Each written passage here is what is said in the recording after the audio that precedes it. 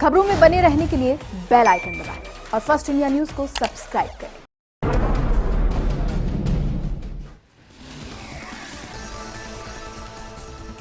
तो मौसम टेंशन बढ़ा देता है और किसानों के लिए खासकर जब बारिश होती है या बारिश से पहले मौसम विभाग ये पूर्वानुमान देता है कि बारिश होने वाली है तो किसानों के लिए एक परेशानी बन जाती है। आज एक लेमैन की तरह समझेंगे कि आखिर जब पहले से ही मौसम की तरह मौसम विभाग पूर्वानुमान बता देता है फिर क्यों हम फसल खराबे को नहीं बचा पाते, यानी फसल खराबा हो जाता है। और क्यों हर बार ऐसा होता है कि कभी 100%, कभी 80%, 65% ये फसल खराबा होता है। अभी हाल ही में देखें तो 65% फसल खराबा हुआ और उसका नुकसान ये होता है कि जो अनाज या जो फसल हो रही होती है वो भी खराब होती है और साथ ही साथ मुआवजा भी होता है। कैसे हम इस फसल खराबे को रोक सकते हैं और जब मौसम का पूर्वानुमान दे दिया जाए तो कैसे उसको बचाया भी जा सके, आज इस पर ही चर्चा करेंगे। और चर्चा करने के लिए हमारे गेस्ट हमारे स्टूडियो में मौजूद हैं। मोहन डागर कांग्रेस नेता, चंद्रभान सिंह आकिया है बीजेपी विधायक, मिथिलेश जामनी विषय विशेषज्ञ हैं, ये हमारे साथ जुड़ गए। और सबसे पहले मिथिलेश जी आपका ही रुख करेंगे क्योंकि आज ये चर्चा है कि फसलों का नुकसान अगर हो रहा है तो उसको जब मौसम का पूर्वानुमान पता चल जाए तो कैसे बचाया जाए। देखिए मेघा जी, हमारे यहाँ कहा जाता है ये मौसम बड़ा बेईमान है। ये मौसम वाकई ही बेईमान होता है, इसमें कोई शक शुबा नहीं है। और हमारे यहाँ कई सारे लोकगीत प्रचलित हैं, मत माओ मारा परिण्या जीरो या जीरो जीवरो बेरी रे। इसका मतलब हमने देखा कि ईसब गौल और जीरे की फसल नष्ट हुई। तो ये जो तमाम लोकगीत बने हुए हैं ये किसानों की व्यथा को व्यक्त करने वाले हैं। और इसका उपाय यह है कि जो एग्रीकल्चर, अभी राजस्थान का सौभाग्य है कि ऐसा एग्रीकल्चर मिनिस्टर मिला हुआ है जो खुद खेती करता है, जो खुद पशुपालक है। इसलिए वो 7 दिन पहले ही राजस्थान में जो किसान पोर्टल है उस पर डाल दी जाती है कि 7 दिन में ऐसा मौसम रहेगा। इसके अलावा जितने भी कृषि प्रसार अधिकारी है, ग्राम विकास अधिकारी है, वो अपने ऐप के द्वारा उनको सूचना देते हैं। अब इसमें क्या कई देसी उपाय हैं जो खुद किसानों ने इजाद किए हैं। जैसे बारिश का पता चलता है और गेहूं की फसल कटी हुई है तो उसको उल्टा रख देते हैं जिससे वो पानी नीचे निकल जाए और गेहूं की बालियां सुरक्षित रह जाए। दूसरा, जैसे कि ओलावृष्टि होनी है तो बकरी पालन बहुत बड़ा व्यवसाय है, भेड़ पालन बहुत बड़ा व्यवसाय है, तो अपनी भेड़ और बकरियों को बचा लेते हैं। ऐसे ही जैसे पाला पड़ने की संकेत मिलते हैं तो खेतों में धुआं करना और पानी देना, ये कई सारे उपाय हैं। लेकिन जो कहा जाता है ना कि खेती धनी सेती, धनी का मतलब वो मालिक चाहेगा जब भी आप पूरी खेती अपने रास जो गेहूं निकाल लिया आपने, आपके घर तक पहुंचेगा। इसके अलावा एक और उपाय है, जैसे फसल कृषि जो प्रधानमंत्री फसल बीमा योजना है वो किसान करा के रखे, क्योंकि मौसम विभाग का तो अलर्ट आता रहता है। जो अभी मौसम विज्ञानी है राधेश्याम शर्मा, वो सबको सूचना देते हैं, सारे मीडिया को भी देते हैं। और सबसे बड़ी बात है कि खुद एग्रीकल्चर मिनिस्टर लालचंद कटारिया वो अपडेट लेकर सारे दिन उसको अपडेट रहते रहे मौसम का और वो देते रहते हैं। ये तो एक सौभाग्य की बात है। लेकिन इसका उपाय क्या कि खराबा नहीं हो, तो ये तो वैसे ही है कि हम प्लेन में बैठ के टिकट लेके पूरी तरह सिक्योरिटी है लेकिन प्लेन क्रैश हो जाता है। वैसे ही आपने पूरी मेहनत की, आपने पूरा बीज डाला, खाद डाला, लेकिन आखिरी में ओलावृष्टि हो गई तो नुकसान होना संभव है। अब इसके बचाव के लिए आजकल तो ये डिजिटल माध्यम सारे हो गए, लेकिन पहले हमारे यहाँ एक पक्षी होता था, उसका जो अंडा था टिटेरी का अंडा देखते ही जो गांव वाले थे हम उम्मीद लगा लेते थे। मौसम में उमस होते ही लोग उम्मीद लगा लेते थे कि यार बारिश आएगी, तेज हवा आएगी, चक्रवात आएगा। तो ये मौसम का और किसानों का दोली चोली दामन का साथ है। लेकिन इससे बचाव के उपाय यही है कि सरकार जो अभी जो डिजिटल टेक्नोलॉजी हम जिस युग में जुड़ रहे हैं, 21वें युग में, डिजिटल आर्टिफिशियल इंटेलिजेंसी के युग में जी रहे हैं, तो अब तो मौसम विभाग की तमाम जो सूचनाएं आ रही हैं जब से मोदी जी बने हैं लगभग परफेक्ट आ रही है कि 5 दिन वेस्टर्न डिस्टर्ब होगा, ओलावृष्टि इस जिले में होगी, लगभग सही आ रही है। पहले हमारे सैटेलाइट इतने बेटर नहीं थे, ये तो एक खुशी की बात है। लेकिन अब इसके लिए किसानों को ट्रेनिंग दिए जाने की जरूरत है। जैसे अभी मुख्यमंत्री अशोक गहलोत ने अपने इस बजट में 100 करोड़ का एक प्रावधान किया है। उस 100 करोड़ में हर विधानसभा से 200 चयनित जो कृषि मजदूर उनको 5,000 रुपए के कृषि उपकरण दिए जाएंगे। वैसे ही उनको ट्रेनिंग के लिए भी कोई एक अलग से बजट रखे। जैसे अभी इन्होंने किसान हायरिंग सेंटर चाह रही थी कि क्या ट्रेनिंग या जागरूकता होना जरूरी नहीं है। चंद्रभान सिंह आकिया जी, बहुत सारा काम अभी भी हो रहा है किसानों को लेकर, कृषि को लेकर, लेकिन क्या अभी हमें और डेवलप होने की जरूरत नहीं है? अगर क्योंकि केंद्र सरकार एप्लीकेशंस चला रही है, कोशिश भी करती है जागरूक करने की, लेकिन इस पर और बजट आना और बेहतर कार्य होना बाकी है। किसानों के लिए जो मेघा जी नमस्कार जी, जिस प्रकार किसानों को नुकसान अभी हुआ है, ओलावृष्टि से हो, बारिश से हो, जिस प्रकार का पूरे राजस्थान में जिस प्रकार का नुकसान हुआ है, भले सरकार केंद्र सरकार हो, भले राजस्थान सरकार हो, किसानों के बारे में अगर सोचे, चर्चा करें और वास्तविक पूर्वानुमान के अनुसार अभी भी मौसम खराब बताया और काफ़ी हम लोगों के जैसे मेवाड़ में तो अभी काफ़ी फसलों का नुकसान हुआ, बोले अफीम का हो, बोले रायडा का हो, बोले गेहूँ का हो, इतना बड़ा नुकसान हुआ है। और फिर जैसे प्रशासनिक कलेक्टर साहब वगैरह जो उसका मुआयना करवाते हैं, तो जहाँ जो पटवारी गिरदावल जाते हैं तो वो 10% 20% उसको खराबा बताते हैं और उसको जो बीमा राशि होती है वो किसानों को मिल नहीं पाती है। मैं तो सरकार से भी बार बार मांग, भले ही विधानसभा चल रही, विधानसभा में भी मांग करी थी और उसने लालचंद कटारिया जी खुद ने भी माना है कि वास्तव में जो किसानों को उचित जो बीमा राशि है वो मिल नहीं पाती है। इसके लिए उन्होंने कलेक्टर साहब सबको कहा भी था और केंद्र सरकार को भी हम लोगों ने बात करी थी कि इस प्रकार की वास्तविक जो जांच करवाएं और जांच करवाने के बाद नीचे पटवारी हो, गिरदावर हो, कलेक्टर हो और वास्तविक किसानों को जो खराबा हुआ है उसका मुआवजा मिले। पर पिछले लंबे टाइम से, भले साल 2 साल पहले भी हुआ हो, अभी साल भर पहले भी हुआ हो, या अभी भी खराब हुआ है, किसानों को वास्तव में कोई धनी धोरी नहीं, कोई सुनने वाला नहीं है। सर ये तो और इस प्रकार का की बात कर रहे हैं, मुआवजे की बात समझते हैं और शायद इसीलिए ये डिबेट करनी पड़ी, क्योंकि जब हम हर बार देखते हैं जब बारिश हो जाती है, ओले पड़ जाते हैं, कभी 65% फसल खराब हो रही है, इतना फला जो प्रतिशत है वो फसल खराब हो गई, मुआवजे के लिए किसान जो है वो आक्रोशित हैं, वो स्थिति तो समझते हैं, लेकिन उस स्थिति से कुछ % तो लाभ पाया जा सकता है कि हाँ इतनी फसल बचा ली जा सकती है मौसम के पूर्वानुमान से। पूर्वानुमान से काफ़ी फायदा तो है किसानों को। जैसे फसल कट जाती है तो उसको लोग उसको जल्दी निकालने की कोशिश करते हैं, उसको काटने, अगर 4-5 दिन पहले अनुमान हो जाता है उसकी कटाई नहीं करते, उसको रखते हैं, या अफीम का कोई चीरा नहीं लगाते हैं, या रायडा को उसको काटने की कोशिश नहीं करते हैं। सर आना और जरूरी है। हाँ, अभी काफी जागरूकता जो आनी चाहिए वो पूरी आ नहीं पाई है, तो भी किसानों में काफी जागरूकता हुई है। पर ऊपर वाले की इच्छा के बिना वो फसल, जब तक किसान की ऊपर वाले की इच्छा नहीं होगी, जब तक नहीं होगा, जब तक फसल किसान के घर में नहीं आती है, इसलिए अभी काफी जागरूकता की जरूरत है। रामपाल जी, जो सरकारें कर रही हैं, चाहे वो केंद्र सरकार हो या राज्य सरकार, क्या किसान उनसे संतुष्ट हैं?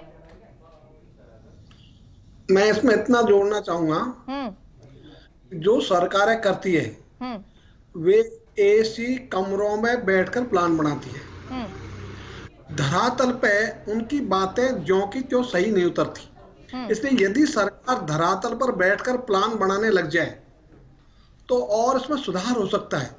और कोई भी किसान जो फसल बोता है उस फसल से वो अपने संतान से भी ज्यादा प्यार करता है, इसलिए उसको बचाने में वो कोई कसर नहीं छोड़ता, इसलिए वो उसको बचाना चाहता है। और जो उनके परंपरागत तरीके हैं उनको वो काम भी लेते हैं। लेकिन अभी 2 दिक्कतें हैं। एक तो जो दीर्घकालिक है, यदि किसान की सारी जोत एक जगह हो तो इसमें किसान को सुविधा मिलती है। अभी उसके खेत जगह जगह अलग अलग बटे हुए टुकड़ों में, इस कारण से उसको सुविधा नहीं मिल पाती। एक जगह यदि खेत हो जाए तो ये जो सारे संसाधन है वो जुटाने में उसको अच्छा रहेगा। और दूसरी जो स्थिति होती है, जब फसल कट जाती है तो कटने के बाद ये जो तिरपाल है इसके द्वारा भी अपने फसल को बचाने की कोशिश करता है। अब ऐसे मामले में यदि सरकारें किसानों के साथ खड़ी दिखाई दे, धरातल पर खड़ी होकर योजना बनावे, तो किसान अपनी फसल को जितनी मात्रा में हो सकता है उतनी मात्रा में बचाने का प्रयास करेगा। सर, अब ये तो रामपाल जी, किस तरह की योजनाएं होनी चाहिए धरातल पर उतर के सरकार के द्वारा? जैसे एक मैंने बताई कि जो भूमि अलग अलग टुकड़ों में बटी हुई है किसानों की, इसका एकीकरण, ये दीर्घकालीन में बता रहा हूँ। तो यदि एक जगह पूरी जमीन होगी तो किसान अपना संसाधन जुटाएगा, उसको सुविधा रहेगी। दूसरा जो अल्पकालिक है, जो तुरंत चाहिए, अभी जैसे ओले की बात आ गई, बरसात की बात आ गई, तो सरकारें कम से कम ये तो कर दे भाई कोई भी किसान इन फसल को बचाने के लिए, जो कटी हुई फसल है उनको सुरक्षित रखने के लिए त्रिपाल की जो व्यवस्था है, यदि उसमें कोई सहायता दे दे तो किसानों को लगेगा कि कम से कम हमारे साथ सरकार खड़ी दिखाई दे रही है। और मैं एक तीसरी बात और कहता हूं जी, यदि सरकार उसकी फसल को उसको अच्छा दाम दे दे तो वो खुद ही काम कर लेगा, सरकार पर निर्भरता की आवश्यकता नहीं है।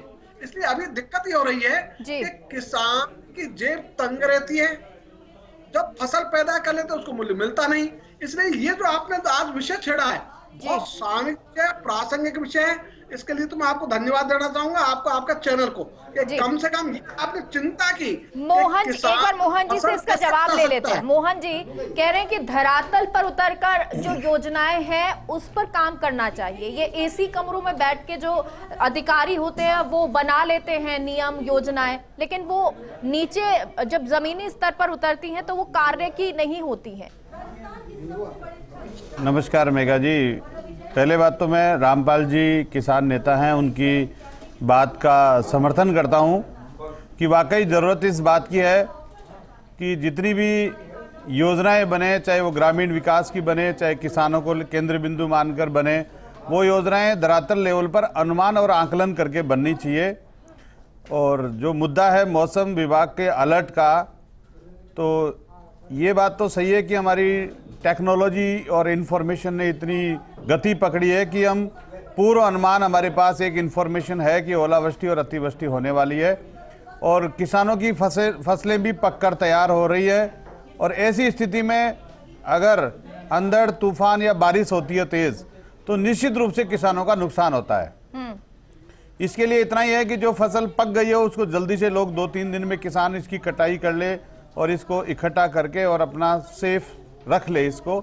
एक तो ये बचाव है।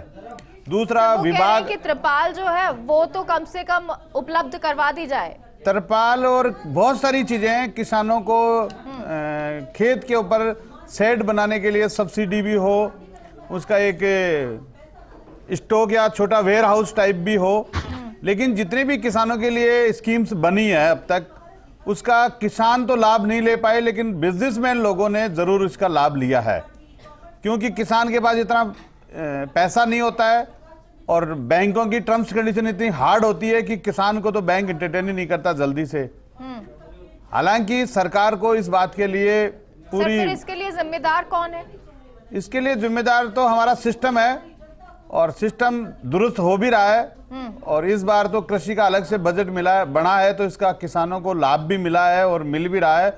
लेकिन फिर भी जरूरत इस बात की है कि जिस प्रकार के प्री सूचना किसानों को मिल रही है, इससे किसान अलर्ट भी है तो भयभीत भी है, डरा हुआ भी है। ठीक है, राम गोपाल शर्मा जी कृषि वैज्ञानिक हमारे साथ जुड़ गए हैं। राम गोपाल जी, क्योंकि आज चर्चा ये है कि जब मौसम पूर्वानुमान लगाया जाता है कि भाई इतने दिन में बारिश हो सकती है, ओलावृष्टि हो सकती है, क्या इस तरह की कोई तकनीक इजाद नहीं होती है कि किसानों की जो फसलें हैं उनको बचाया जा सके?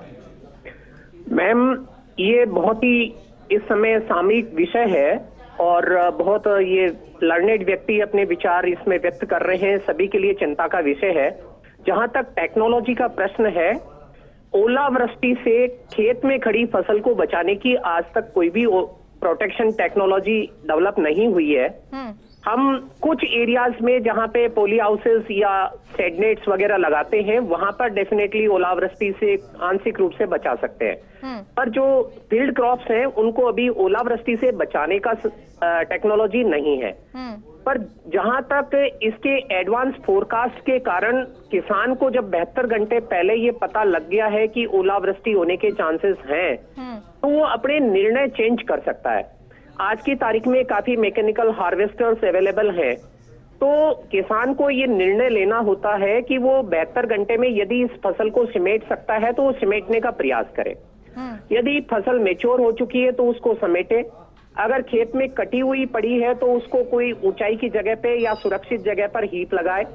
जहां तक त्रिपाल का, थ्रेसिंग फ्लोर का या ये जो इश्यूज उठाए हैं बहुत ही महत्वपूर्ण है सारे ही, तो किसानों को इसके लिए असिस्ट करने के लिए सरकार यथासंभव प्रयास कर रही है। जहां तक मौसम विभाग का इशू है, मौसम विभाग ने अपनी फोरकास्ट को काफी एक्यूरेसी पे ले लिया है और इस एक्यूरेसी से हम निर्णय करने में आज की तारीख में सक्षम है कि 72 घंटे पहले हमें क्या निर्णय करना चाहिए। सर ये बात सही है, लेकिन जब हम निर्णय तो ले लेते हैं और अब ये पता भी चलता है और एक्यूरेट लगभग होता है कि हाँ बारिश, जब ये पूर्वानुमान लगाया जा रहा है तो हाँ ये पूर्वानुमान सटीक ही लगभग बैठता है। लेकिन अगर ये पूर्वानुमान हो रहा है और अगर किसानों को फायदा नहीं हो रहा है तो उसका फायदा क्या है कि उनके पास मैसेज जाए? ऐसा नहीं है कि फायदा नहीं हो रहा है। जो फसल इस समय खेत में अगर बिखरी हुई है और बिना फोरकास्ट के अचानक अगर ओलावृष्टि आती है तो किसान को ज्यादा लॉस होगा। आपको 72 घंटे पहले अगर ये चेतावनी मिल गई है तो किसान यथासंभव जो भी संसाधन है उनसे अपनी फसल को समेटने का प्रयास करता है और करना भी चाहिए, क्योंकि जब आपको पता है कि आगे खतरा आ रहा है तो खतरे से पहले सचेत होने से रिस्क कम होती है।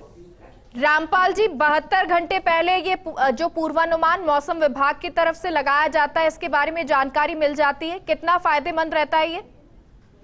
मेघा कौशिक, इनका अनाउंसमेंट तो होता है तो सही बात है और इसलिए एक चेतावनी तो मिल जाती है और हम तो चाहते हैं कि जो पूर्वानुमान है यदि वो ओलावृष्टि नहीं हो तो ज्यादा बढ़िया है, लेकिन हो जाए तो उनका किसी का बस नहीं।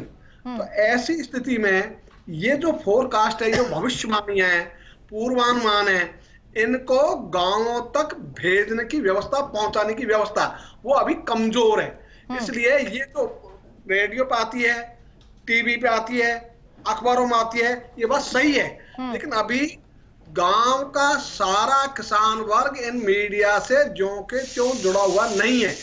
जिनको जानकारी हो जाती है वो तो फिर भी प्रयास कर लेते हैं, क्योंकि सरकार को चाहिए इसकी जानकारी जैसे ये हो ग्राम स्तर पर ढोल पीट कर भी बताया जा सकता है और आपको तो माइक है, कई जगह माइक से अनाउंसमेंट किए जा सकते हैं। तो यदि ऐसी सूचना पहले दी जाए तो हर किसान चाहेगा उसकी फसल खराब नहीं हो, उसकी फसल बचे।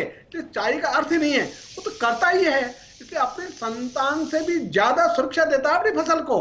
तो किसान क्यों चाहेगा कि उसकी फसल खराब हो? चंद्रभान जी और मोहन जी, आप दोनों से इसको लेकर जवाब लेना चाहेंगे। चंद्रभान जी, पहले आपसे, क्योंकि आपकी सरकार सबसे ज्यादा डिजिटलाइजेशन की बात करती है, लेकिन शायद किसान अभी इतना डिजिटलाइज नहीं हुआ है। और ये बात जो रामपाल जी ने कही कि जिन रास्तों से किसानों को ये बताया जा सकता है वो भी जरूरी होता है, जहां अभी कमी है इन चीजों में। रामपाल जी ने काफ़ी अच्छी बात करी, काफ़ी पुराना नेता है और किसान नेता भी हैं।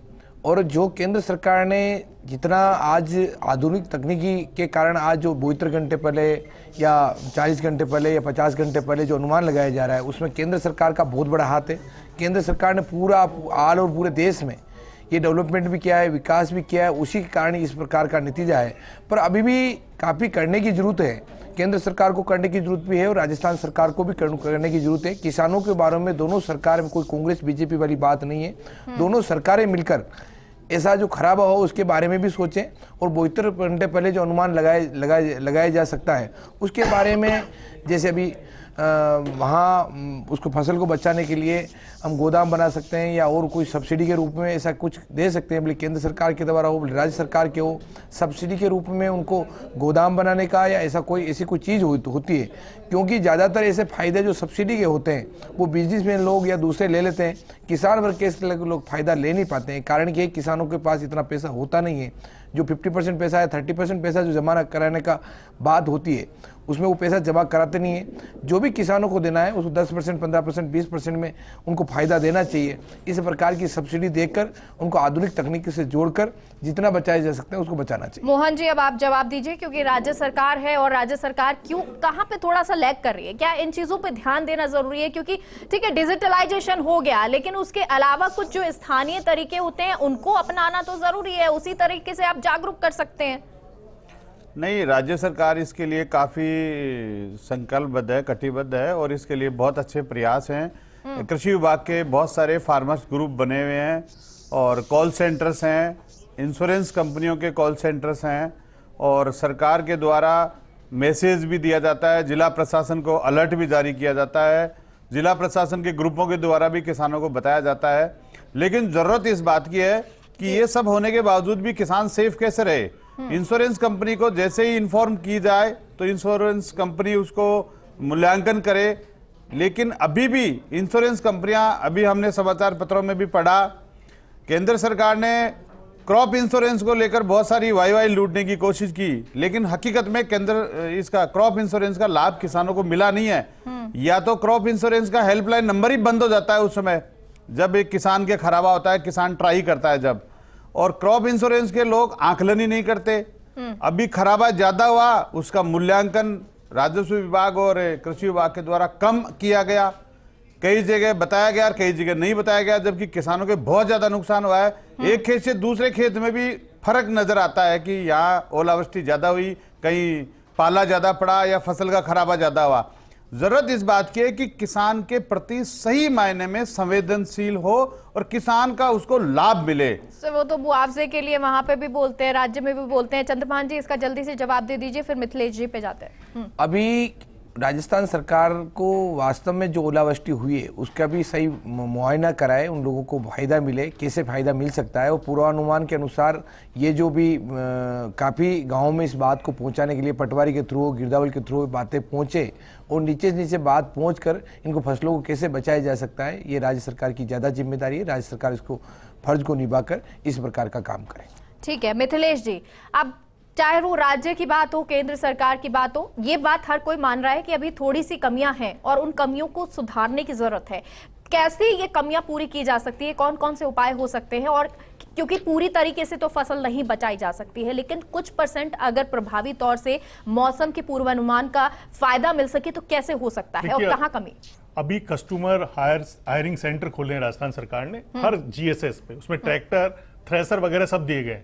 वैसे ही जैसे रामपाल जी कह रहे थे, वहां पर त्रिपाल रखा जा सकता है, वहां उनको सस्ती दरों में थ्रेसर मिल रही है, ट्रैक्टर मिल रहा है, एक सुविधा हो सकती है। दूसरा जो केंद्र सरकार करने जा रही है कि अब जो फसल बीमा का पोर्टल है जब ही खुलेगा जब राज्य अपने हिस्से का 40% प्रीमियम जमा करा देगा। ये एक किसानों के साथ भेजा है जो करने जा रही है केंद्र सरकार। अगर केंद्र राज्य सरकार जमा नहीं कराती तो उस राज्य के किसान फसल बीमा से वंचित रह जाएंगे। तो ये एक केंद्र सरकार को इस पर सकारात्मक सोच रखनी चाहिए कि किसानों का बीमा का कवर मिले, क्योंकि जिस तरीके से हेल्थ इंश्योरेंस मस्ट है वैसे ही किसानों के लिए फसल बीमा जरूरी है। लेकिन हमने देखा कल सदन में क्या आया कि हमने जो प्रीमियम दिया 6,000 करोड़ का और मुआवजा मिला 4,000 करोड़ का।